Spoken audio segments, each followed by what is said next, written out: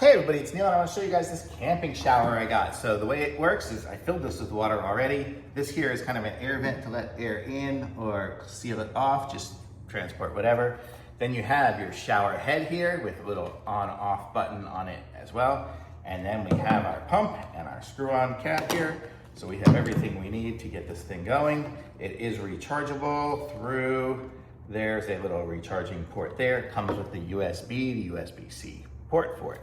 We have a little cleaning brush as well. We have some various hooks, I guess you can use. So you could, if you have this, a place where you can do it, you can have that on there to have your shower like that versus holding it in your head. But here we go, we're gonna go ahead and turn this on. It looks like to turn it on, you just push the button or hold it down, I guess. There we go, we're holding it down. Looks like we can set different levels of it in there. And then I just put it in there and then we're given the shower. So let's go ahead and I'll just show you guys what we're talking about here. So if I turn it on, look at how much water is coming out of there. We got a good stream of water. And then there's the middle section, there's that one. I'll turn it off. Let me get you guys a little closer. You can see it a little better. So here we go. Look at how much water. That's a lot of water. That's a decent amount. So you get a good shower. Depending on how hot or cold you start your water with, you'll be getting a warm shower or a cold shower. There's no heater in this.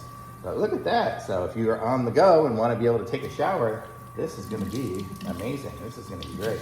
So it'd be great for taking on a camper or a tent trip or something like that. It's great. And it comes with the water canister.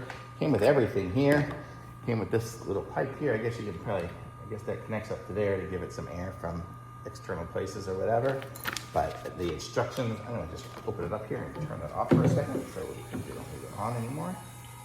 There we go. And we have the instructions right here are the English ones, not that many. So you can see all the different stuff, pretty simple to do.